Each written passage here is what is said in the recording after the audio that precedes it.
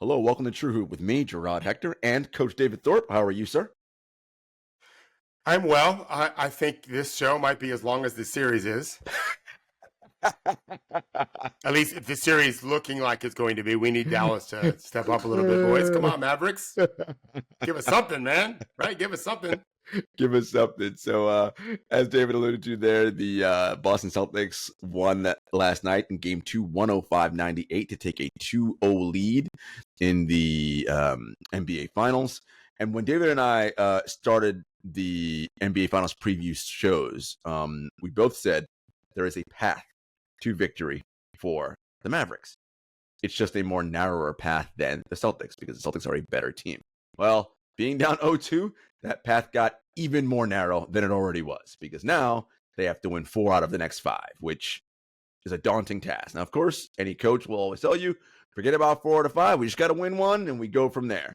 But David, we have our True Hoop group chat, and a couple things that David and I talked about prior to that the Mavericks could do differently, looked like they were starting to do, but they kind of happened exactly how David thought, which was, he said, okay, the Mavericks could be more aggressive on defense, but you got to be careful because you can foul. And they did start fouling a bit there. And I was like, oh, this is a problem. And then David astutely wrote back, nothing I've seen from this Mavericks team tells me they know how to guard these Boston Celtics on offense. And that was like in the second quarter. Right. And if they can't do that, we are where we are. Right. Oh boy, where do you start? All right, let's start with this because we're fair people. Luka is not himself. No. He was questionable for the game. Mm-hmm. I sent you guys that picture of him with a body wrap and a leg wrap. He's had knee issues already, some thoracic issue, I think they called it. Right. I spoke to someone inside Dallas before the game, before game 1 even, but also before game 2. He's not great. So in terms of physical health. And so I am breaking down film right now of his complete inability to play defense. I'll be writing about it tomorrow. And, but I can't not, it's not fair to ignore the realities on the ground, which is he's just a shell of himself. Yeah. So you could take the approach of, well, Dallas is pretty competitive and Luka's all beat up. I would suggest that's probably not the most accurate way to look at this series so far. I talked to you guys this morning, Jarod. There was never a place last night where I thought, man, Boston might lose this game. Nope. They could have. Right. It would have been shocking because even though they were not playing great, they had a lead. A couple of threes, you miss a couple of turnovers, you're suddenly the Indiana Pacers and you've lost the game. The difference is Indiana was winning those games. Correct. When they kind of lost it late. Boston was in the lead in that situation. So they've really, they had 3 very, very losable games in 4 to Indiana. I don't think they've had a losable game yet in this series. But again, big picture outlook. In these games, I'd like to say you've got to win 1 of 3. It's not rocket science. At 3-0 when you're done in the NBA history, as everyone knows. 1 of 3 puts pressure on the favored team to win game 4. Yeah. At least they feel something. And so here we are. Indiana had a chance to win game 1. Jaylen Brown hit that crazy 3 in the corner and lost in the lost overtime. They had a chance to win game 3. Derrick White hit. I don't remember what game 3 it was who made the big shot. They made all of them. Boston did. Well, Derrick White was one for sure. Might have been the Derrick White right corner 3 for game 3.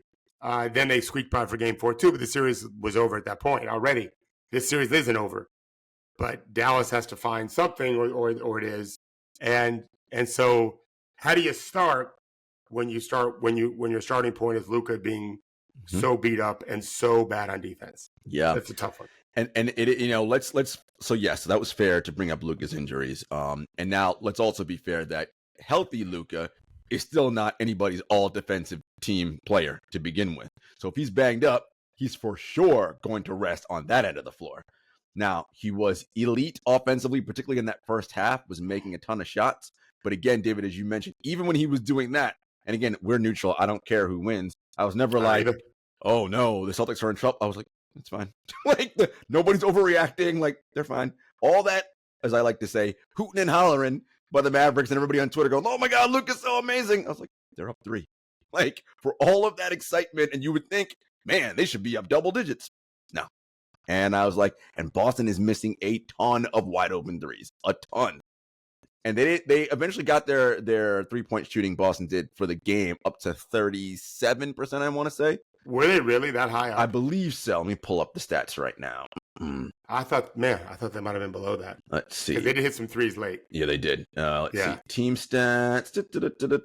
I thought they were forcing a lot of threes. Nope, they did not. 25%. You're right. You're right. Yeah, that's what I thought. Yeah, they did not shoot well. They did not shoot well. Which is part of the story, is they're not shooting well.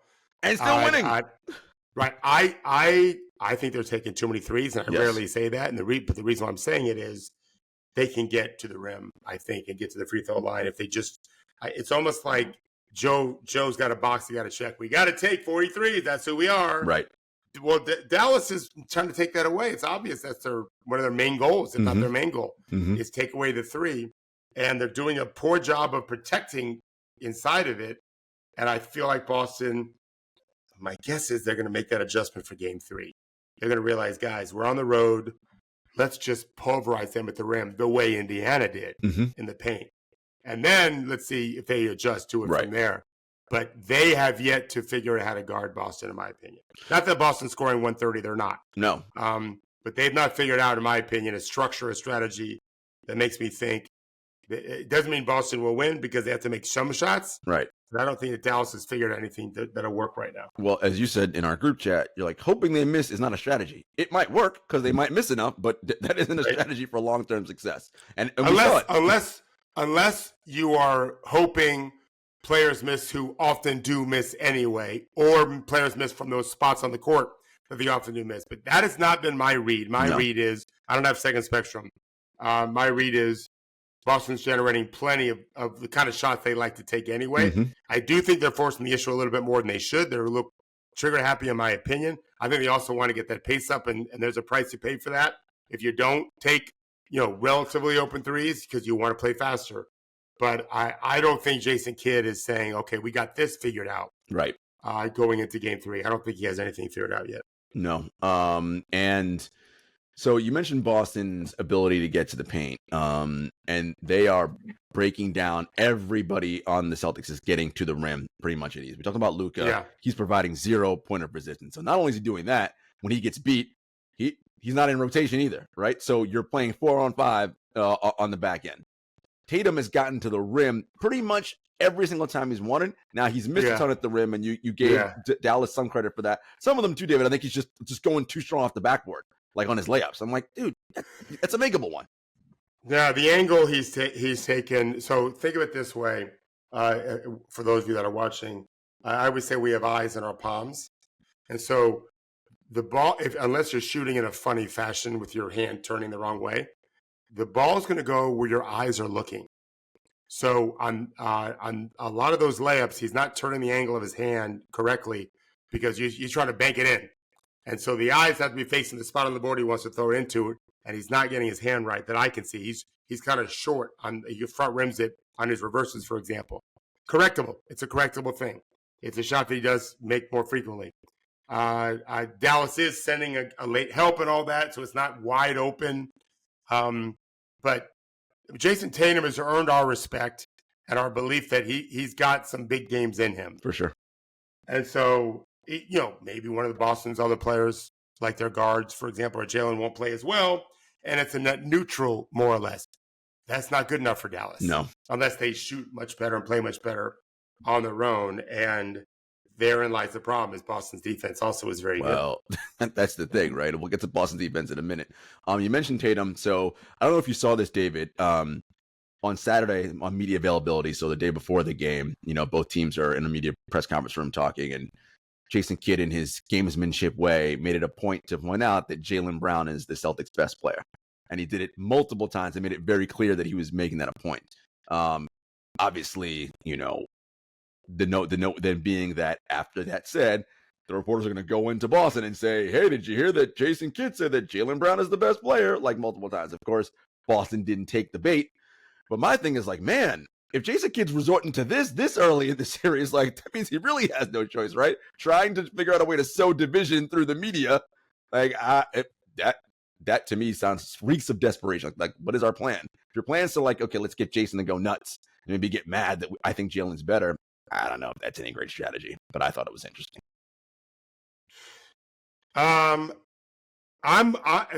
There's a few schools of thought here, Jarod. There are some coaches who don't like to discern the rankings or priorities of players for their own team. Mm-hmm. I don't feel that way. I like letting my team know this is our best player, but also this is the best guy for us in this series because of matchups and everything. To do it for the other team, I think is just kind of stupid. I agree. I don't disagree with you. I don't know what Kidd was doing. They had zero chance for it working, in my opinion. I agree. They already might have some issues between those two guys. We're hearing reports of different things, but that's only going to galvanize them.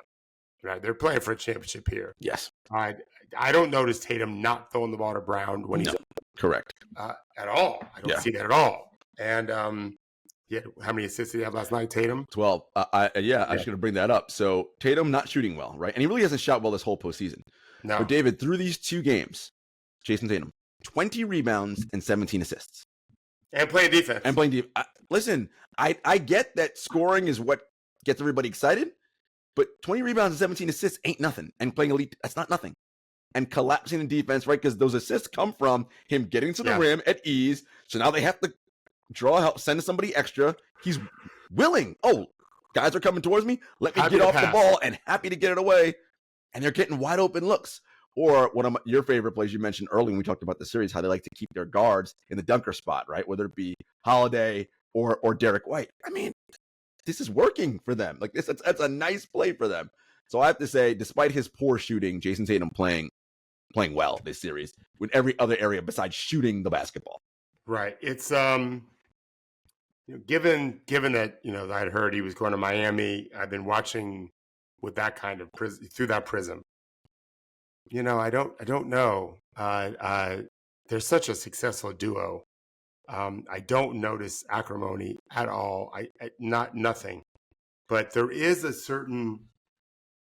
there's a lack of urgency I see in Tatum sometimes that would have me more worried. Other than this, except for this, I think that he's made a point of not acting like the world is resting on his shoulders. I don't know if this is something that was done with intent from somebody else, like a sports psychologist or his own coaches or his dad or his wife or whatever, or family or his wife, or is it something the coaches are doing?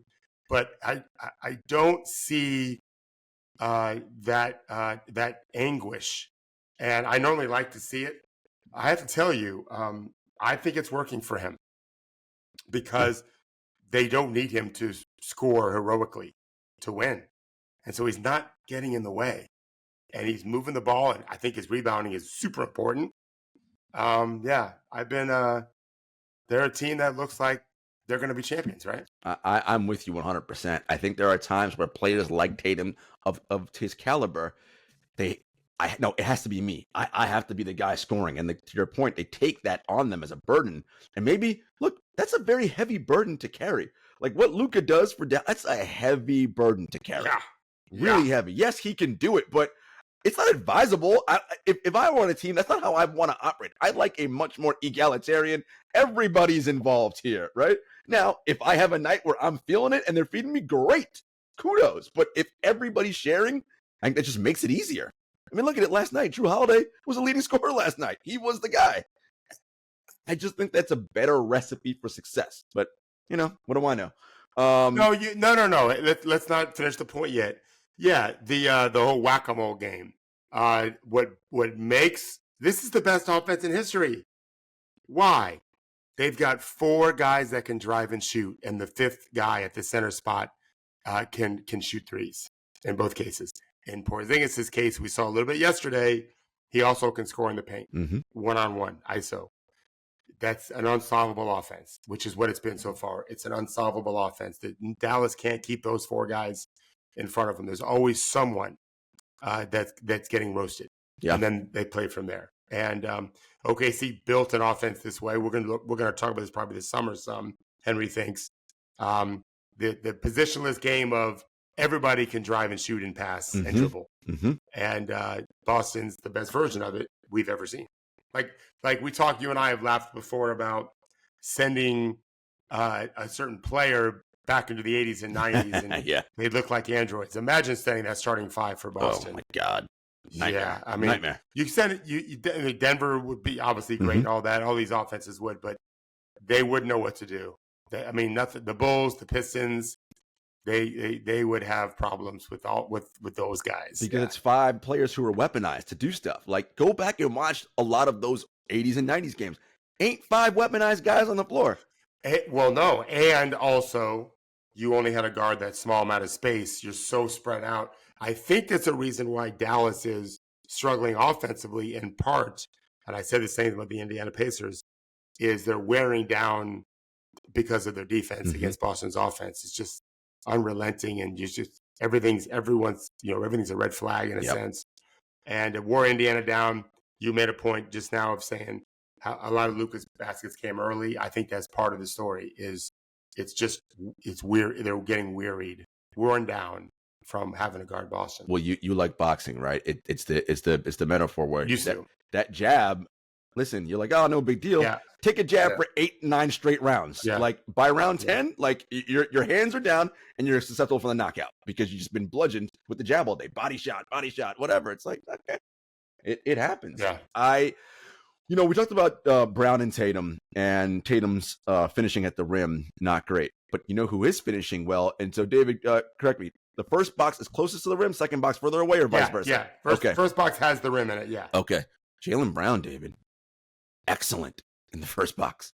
Landing on 2 feet. I'm like, even with a taller dude on him, he's still able to do what he does. I'm like, that is, you know what that shows me, David? He went to the lab in the summertime and worked on that on his game. Because I'm like, every time he goes, I'm like, oh, he's going to score or get fouled, possibly both.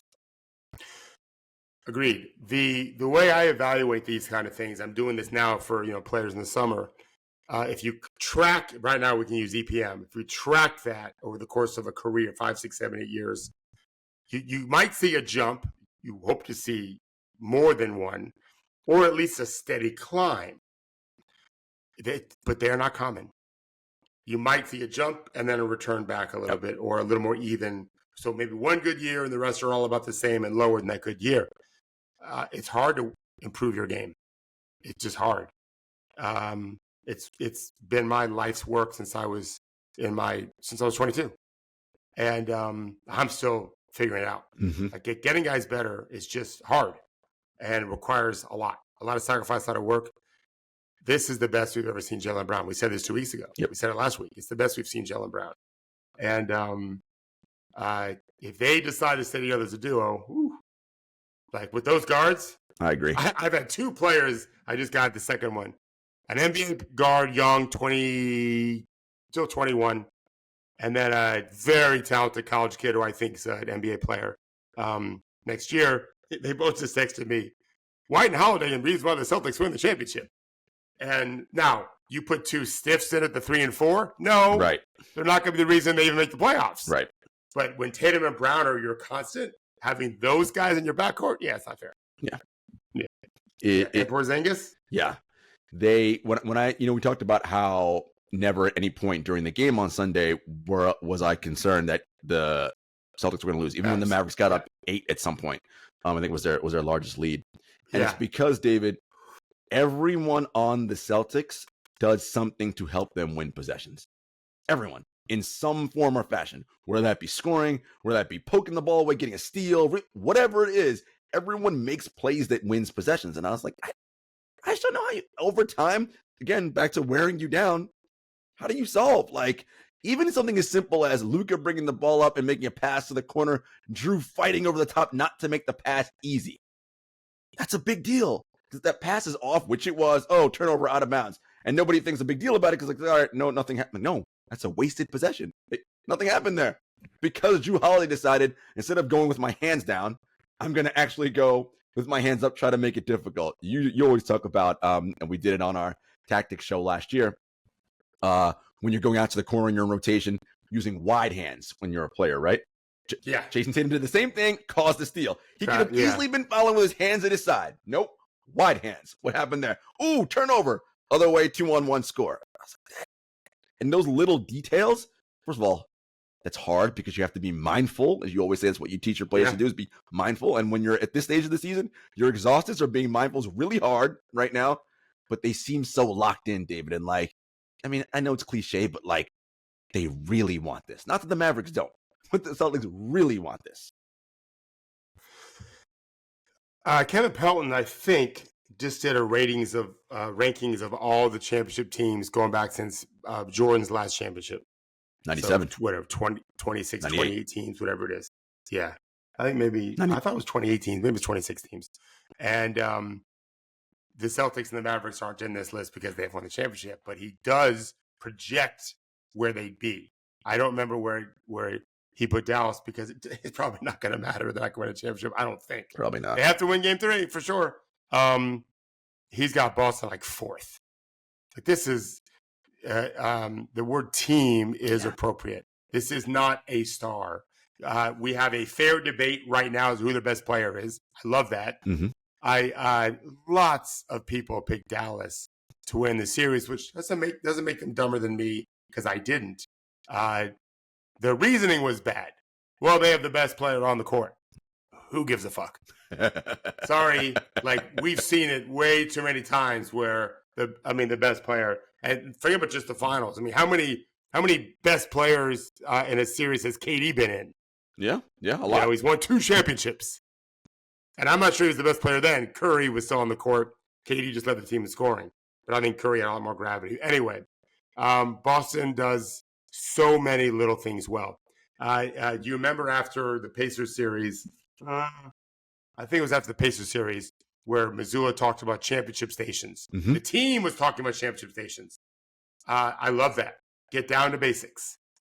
Let's work on little things. I was sending some clips today to, well, first of all, the 21-year-old texted me this morning after saying White and Holiday are the reason why they don't win a championship. Hey, can you send me more defensive clips? I really want to focus on that this week. So I said that to a different agent, not his own agent. This is why I love this kid. Like, you're asking me in early June at 8 o'clock in the morning, whatever it was, about defensive clips. Now, you're on it, my man. Yeah. I'm going to give, as I always say, if you were a girl, I'd give you a kiss on the cheek. I don't say that anymore, by the way, but it doesn't work out so good. But it was a great thing I heard when I was much younger. Like, it shows you I love what you just did. That you are thinking about defense at 8 o'clock in the morning in fucking June. Thank you, Derrick White and Jrue Holiday, for making it cool to care about defense. But it's not just that. It's all the little things. To beat Boston, you do have to outplay them. They don't always play great. They didn't shoot great. Mm-hmm. They had 10 turnovers, which is good. Mm-hmm. I think Dallas made it 15. Yeah. But they do a lot of little things really well, to include defensive rebounding. And I wrote this too. They were the best defensive rebounding team, despite not being huge. Like, Indiana gave them problems with size. They're not a big team, but they do a lot of little things really well. And that also goes, in my opinion, to Holiday and White. Yeah. They are a backcourt that every team should want to have something similar. Oh, I agree. We're going to dive into Holiday and White right after this quick commercial break.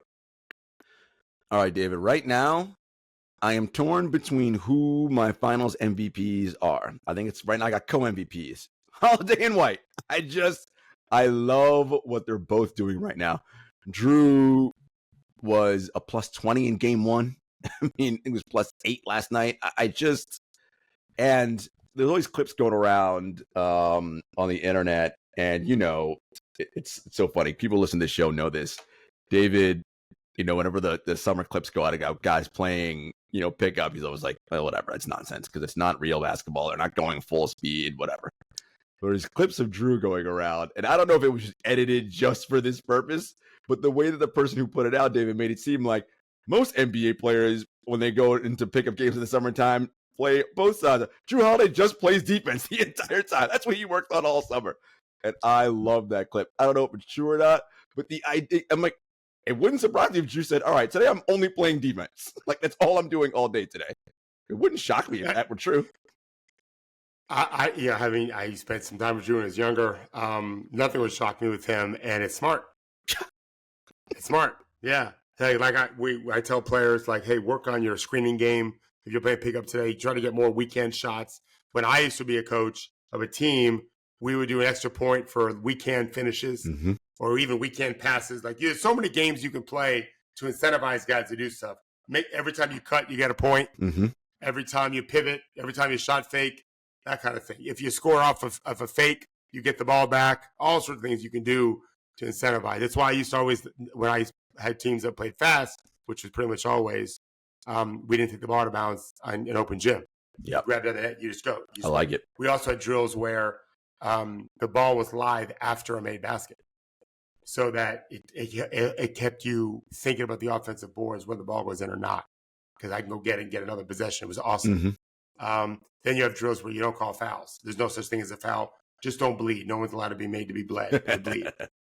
And get them tougher. Yeah. I'm a big believer in that too when they're young guys. So, there's they just do, man, Boston is just really an impressive team, and we've not seen their best. And that's what I'm wondering. Are we going to see it? Well, like even just one game where they just beat Dallas the way Dallas, Minnesota in Game 5 in Minnesota. To me, if Boston plays their best, it's a blowout game, and they're going up. If that happens in Game 3, Dallas is getting run out the gym, and it's 3-0. In those two games they played in the regular season, Boston won the series 2-0, and it essentially went like how these two games went, David. Luka got his points, but that was it. Nobody else did anything on Dallas, and I'm wondering about that. You know, we talked about Jrue Holiday, and it's just in his, they have these end of quarter interviews, and he talked about, how important it was to the team to play good defense in the third. David, he's like, no, I messed up. I fouled Kyrie in that third, and I shouldn't. And I'm like, man, but you're already up. But that's the mindset. Like, even if he's on himself, I was wrong on that one. I shouldn't have fouled him there. Like, I'm like, Thorpe's rule number 1, don't fucking foul. Like, don't fucking foul. But it that mindset, right? And by the way, it shouldn't be. Drew's the only champion on that team. So, like, NBA champion. I know Al's won in college, but right, Jrue is the only NBA champion on that team. So he understands. Is there none other champion even for the bench? I don't think so. Why do I think that there might be? I thought I heard someone say it. I remember thinking, who? Oh, you said Jrue. Yeah. True. Yeah. I don't know. I don't think there's anybody. But else. Well, anyone that plays anyway, right? Like that. You have the box score. How many free throws did Luka get? Let's see. Box score. I bet he had more than 40 in game 1. 5, I thought. Game 1. 5 in game 1. 8 attempts. Yeah, that's too much. Yeah, Boston, and by the way, clean that up. 4 of 8. He missed half of them. The team shot poorly. Luka also had 8 turnovers yesterday. Yeah. Dallas hasn't played well either. I just, they need Game 3, guys. Let's just, we got a chance to play the best we can play, and let's just worry about that. But it may not be good enough. Let me ask you this question. So you said both teams haven't played well. My belief watching it is Boston hasn't played well more so because of Boston, where Dallas isn't playing well because of Boston's defense. I think Boston is I think it's, as I said during the series, Boston's pace, Boston's space, their toughness at the point of attack defensively, their team rebounding defensively, limiting I think they had 9 offensive rebounds for the game, Dallas did, which is pretty good.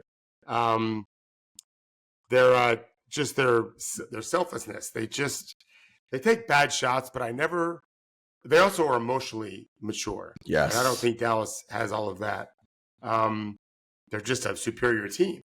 There has to be a real change or injury. Do we know about KP, by the way? Well, it's funny because he came up hobbled and didn't play again in that game. And I was like, ooh, that's something to watch. And nothing's come out yet, but this is where the 2 games in between is such a big deal. Like, because but not between game 3 and 4. Correct. So that's the one. You win game 3, KP plays game 3. Right. He's not going to be healthier going into game 4. That's the one. He might be healthier in game 4 if you sit him game 3. Mm-hmm. So that's why there's a series.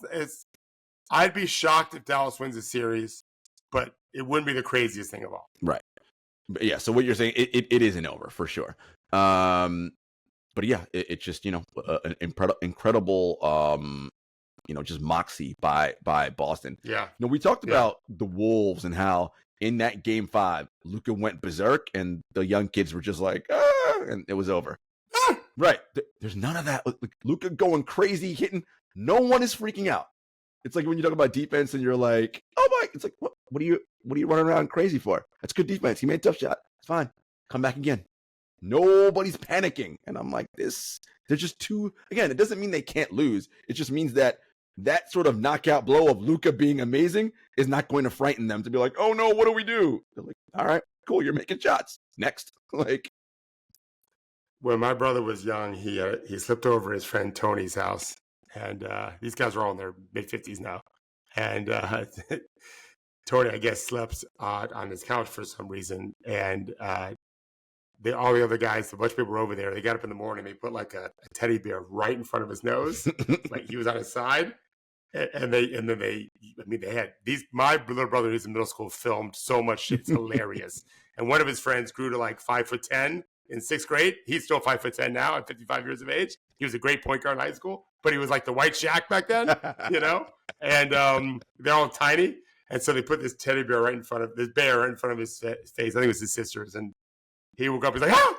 And so I was thinking about when you say panic, right? You get that panic. I was thinking about Tony. Boston is so far opposite that. Like, of course, Jaylen Brown made that corner 3 against Indiana. Of course, Derrick White made that corner 3. There's a swagger that they've earned. And I heard Pablo Torres or someone say on MSNBC today, because I only listen to and watch, that they tend to lose. Their comment was they lose these games in the clutch in the regular season. Maybe so. There weren't many. Not in the postseason. They've been money. And I just think there's just a real confidence. And I'm sure it comes from Joe as well, who's, I saw an interview with him this weekend. I didn't love the interview. I don't love, not that you want to get into religion or politics. But and his whole like antagonistic thing with the media, I'm like, bro, like it's. Yeah, I don't like the antagonistic thing. I don't like when he was asked about the 2 black coaches. Right. Which, well, how many are Christian? It's like, all right, bro. Right, yeah. Well, the answer is pretty much all of them, Joe. Really? What country are you from? Like, there weren't any Jewish dudes, not since Red Auerbach, probably. Like, come on, man. What are you talking about? I don't, if you don't want to talk about it, it's okay. Right. It's okay to say, you know what? We're long past that. Right. That's a political stance that I'm not going to argue with. Right. Would you agree or disagree? That thing is, come on. But he clearly has a swagger about him. His guys have adopted it, as they should. And good to be a Boston Celtic right now. It is. Dallas has to find a way to get them uncomfortable. Yep. Whether that's just living at the rim defensively and make them keep missing threes and hope for the best, or also just finding a way to score a lot more. But with Luka the way he is, and their point of attack defense is so bad, I don't know a way out of this. They're getting blown by all the time. I agree. Speaking of Boston, so we said, number 1 offense in the history of the NBA. Their defense is number 2 this year behind the Wolves. Listen to their clutch minutes in the playoffs, David. Now, it's small sample size, but the playoffs in general is always small sample size. Boston's played 20 clutch minutes in the playoffs. Those are games within 5 points in the final 5 minutes. In those 20 minutes, they've given up 35 points on 12 of 31 shooting. So that's 38% by their opponents. And their opponents have 9 turnovers, 8 assists. So their clutch defensive rating an 88.3. And it made me think of, now, it was a foul for sure. But it made me think of that end play where it could have been a layup to make it, I think, cut it to 5 or 3. And or 2 of the foul. Not just Brown and White both went after it with vigor. Again, probably was a foul. Doesn't mean that that's what cost Dallas the game. Like that, no, a million things happened. It didn't go the way it should have for Dallas to win. But I was like, this is the kind. Like, how many times have we seen teams to let that go, right? Or foul outright that the ref makes an obvious call, but they were going for the ball, and this is why I think it was like just looked like a block to us, right? Like again, it's that relentlessness and that motor and the willingness to just keep going, keep fighting another possession. You talk about that. We talk about Giannis. Relentlessness is a skill, right? To keep going. It's a talent. Yeah, it's a talent. They take possessions really seriously. They have turnovers. They had some boneheaded ones. Not because they're being casual. They just got lost on some stuff or whatever and confused. Or just tricked. But no, I mean, it boils down to this. They look like a team that has had their heart broken a bunch. And I don't know the experience of having a heart broken because I just dated so seldomly when I was growing up. But I know plenty of people that did, and it kind of hardened them. Mm-hmm. You couldn't hurt them anymore, in a Mm-hmm. sense. And I have a dear friend who had really fucked up parenting, and it kind of hardened him in a good way in some cases, and not such a good way in others. Boston has had their hearts ripped out a bunch. Yep. And it's just kind of inured them to any drama Mm-hmm. or self-doubt. Like Mm-hmm. they know how good they are. I do think there's a condition where White and Holiday see Brown and Tatum and think, oh man, we get those guys to be our stars. And I think Brown and Tatum get to see that backcourt and think, oh man, I agree. we get to play with those guys. I agree. Like what? I mean, I'm just telling you, as a married man who has an incredible partner, the value of that when you know how rock solid your partnership is Mm-hmm. and emotionally available and selfless. I just think it really matters. I do. Whereas in Dallas, I think they see Luka and Kyrie and think, oh, those dudes can score. Yes. Big difference. I don't think they recognize everything else they can do because they can't compared to what these guys can. Right. And so here we go. Now we have a super team. Yep. And they're 2 wins away from proving it. Yep. Just it, 2 wins away. And it's funny that you mentioned that because after the game, Tatum and all those guys, they are singing Holiday's praises. We are so lucky we have him on our team. Yeah.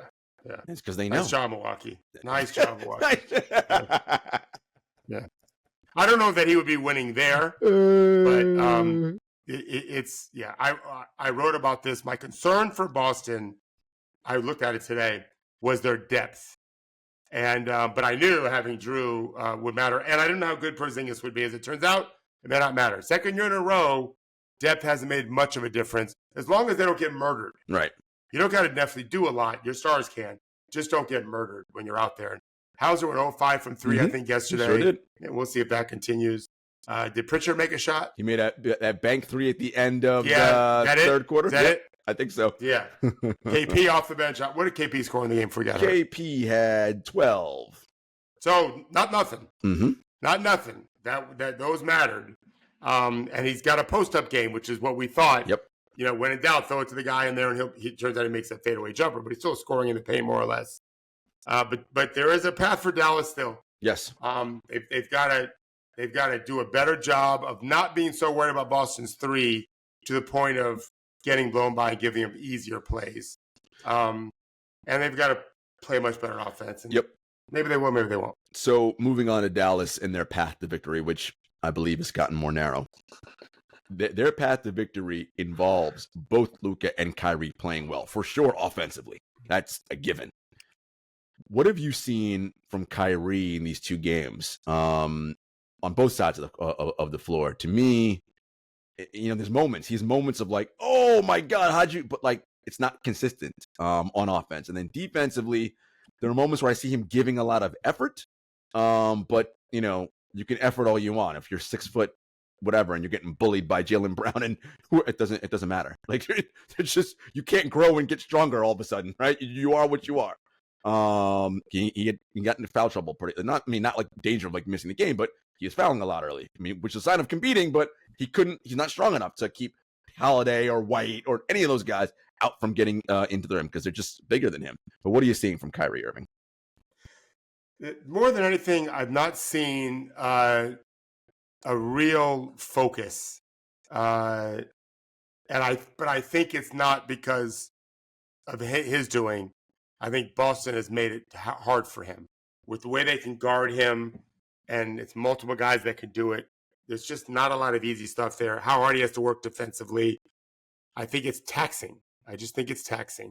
If you box an average dude, you're going to be able to dictate some, and you're going to feel comfortable. Guys like Joe Frazier back in the day and Mike Tyson, you know, in the last 20 years ago, whatever, 30 years ago, they didn't let you get comfortable. They just were in your face, always on the hunt. It's hard to play that way when you're not used to it. It'd be different if every team played like Boston with that kind of talent. This is the first time Kyrie's met up with something like that where he's really been overwhelmed. He having to guard Porzingis, like on possessions, whatever.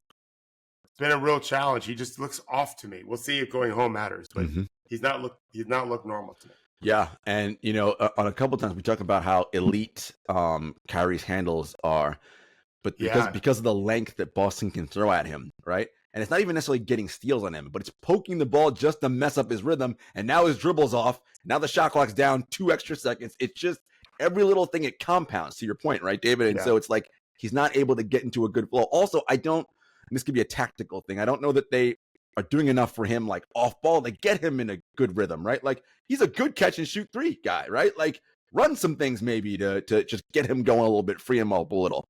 I don't know if they can implement anything now at this stage, but who knows? Yeah, they've got to, you can't really double those guys. There's not a lot of answers. There's been, almost 100 games now where teams have tried to solve this offense and haven't done it. I mean, they're not scoring a huge amount of points, right? But their numbers are down, but still good enough. And then you got to solve the other end too. It's just been too much. Yeah. I think it's all game 3 now. We'll see. You said it on last week's show. You're like, okay, even if you're holding them down offensively, but they're also stopping you on the other end, right? And so it's that thing where they're elite on both ends, so it doesn't really matter, right? Because you can't there's no shutouts. You're not going to shut them out, right? They're elite on both ends and all-time elite on one end. They're not an all-time defense. They're just an elite defense now. Right. They're an all-time offense. And there's just no margins. But Boston also helps that because there are no margins because they fight to everything. I watched tape this morning. They're just chasing guys the way they're supposed to chase them in the half court and the full court. Yes. They're always, their hands are up ready to contest. And here's another hand up ready to contest. And there's another hand up ready to contest. And it never ends. And it's just a beatdown. I think Indiana could beat Minnesota. I favored Dallas over Indiana. I talked to an agent again this morning who did not agree with me, but his point was Tyrese has to be healthy and Luka has to be this Luka because he's definitely beat up. I still think Dallas would take Indy. Meanwhile, Indy got swept by Boston. The Indy-Dallas would be a great series. There's just another level up, and we haven't seen Boston play their best. In part because of Dallas, but also in part because it's hard to play your best all the time. No one ever does. If I was a betting man, I would think Boston plays well in game 3. But I think Kyrie would be better at home. I wonder if the booing's bothering him some. He just hasn't looked like himself. I agree. And they need him to be the superstar Kyrie. They have no chance if he's not playing. Like they won't win. No. They need both those two guys to be. Remember I said we got Luka and Kyrie. They're the best. Yeah, you have to be that in order for them to win, and they haven't. The other thing I'll say is, the Celtics. I think you mentioned that point about them being heartbroken so many times. And David, I think that is what causes them to be so mindful, right? Is the idea of we know what this pain is. And we've experienced it, right? The up 2-1 against the Warriors should have won that series. No, losing in multiple conference finals. Like they know, right? They have experienced it. And there's something that they're also doing defensively, David, that shows to me how connected they are. Every team in the NBA, particularly in the playoffs, you try to find the other team's mismatch, right? The weak spot, and you pick on it like a scab, as you always say. So if you're playing Boston, when Horford or Porzingis is on the floor, that's the one you want to try to get isolated, right? But Boston doesn't let that happen. Like there's a lot of pre-switching happening ahead of time to stop that from happening, and that requires a level of connectedness and communication, and it's amazing what they're able to do. A pre-switch, because that's hard. I don't think the average fan, David, understands how hard it is to pre-switch. Because I'm looking like, how the fuck did you know how to do that? That's hard.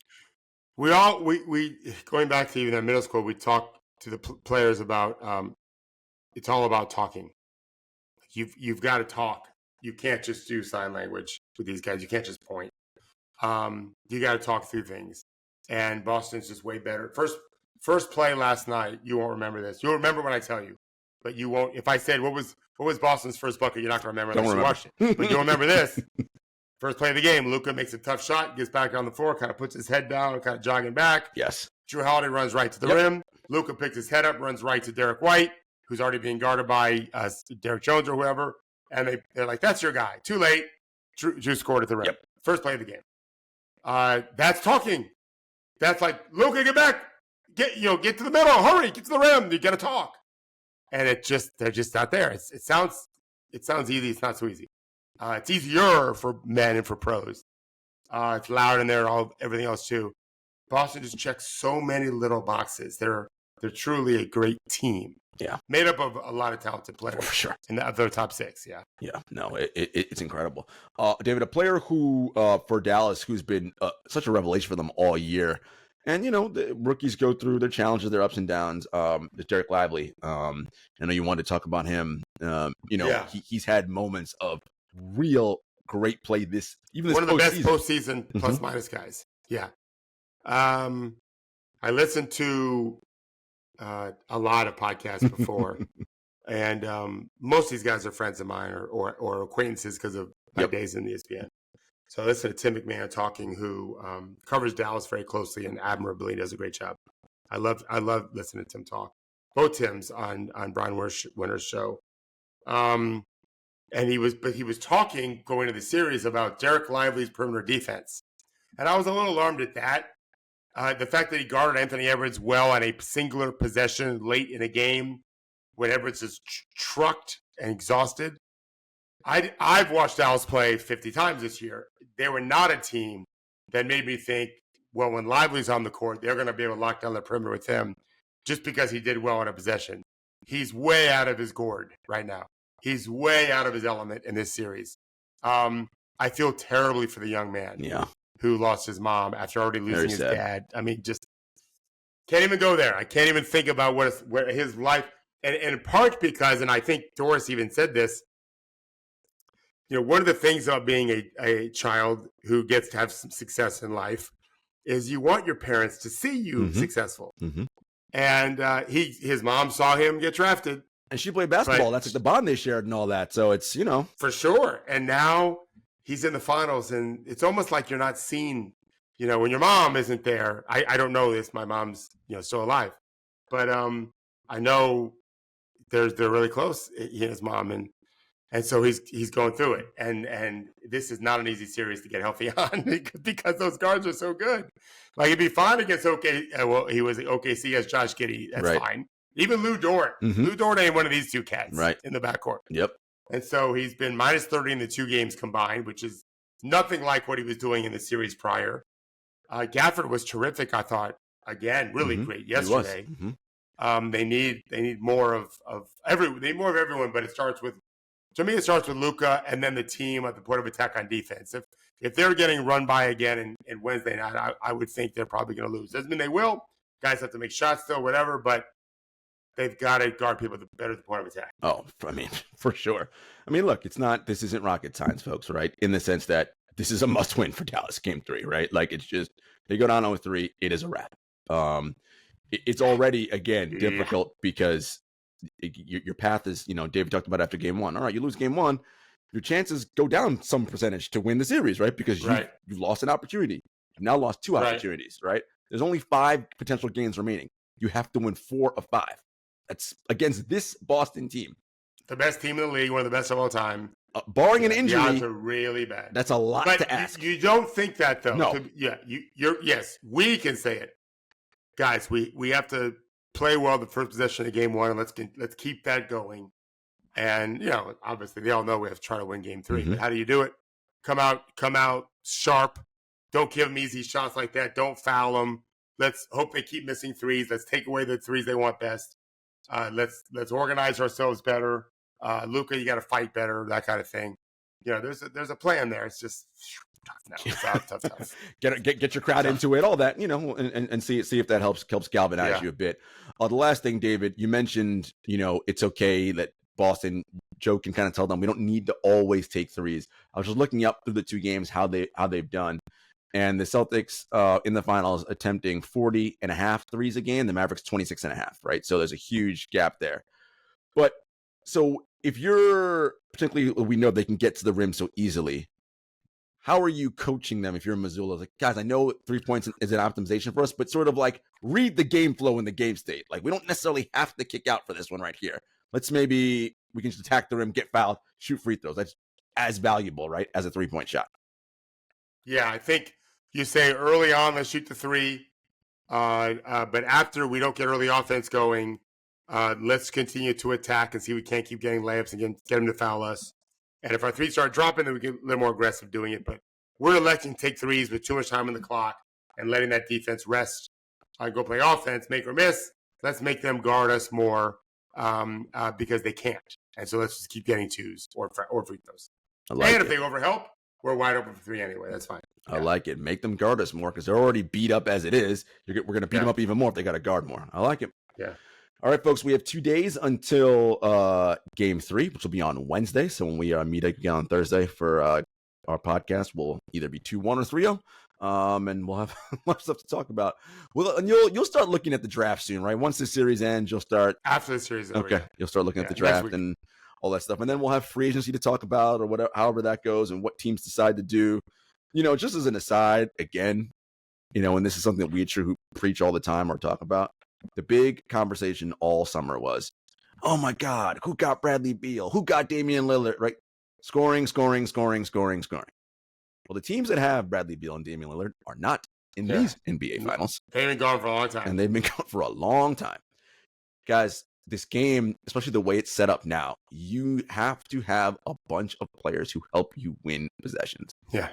You need Derrick Whites and Jrue Holidays, man. Yes, of course you need them optimized by amazing Jaylen Brown and Jason Tatum, but Jaylen Brown, Jason Tatum by themselves or with average players in those White Holiday positions aren't winning. Matter of fact, we've seen it. They don't win. But so teams, as you think about free agency, we got to get the big sexy name. Hey man, who's going to help us win possessions? That's where the missing piece is. Smart teams will figure it out. Dumb teams will, do what they do. Your dog knows the show's over. He just jumped off the bed. Yeah, she's like, Dad, come on, time to go. All right, guys, we will see you on Thursday. Take care.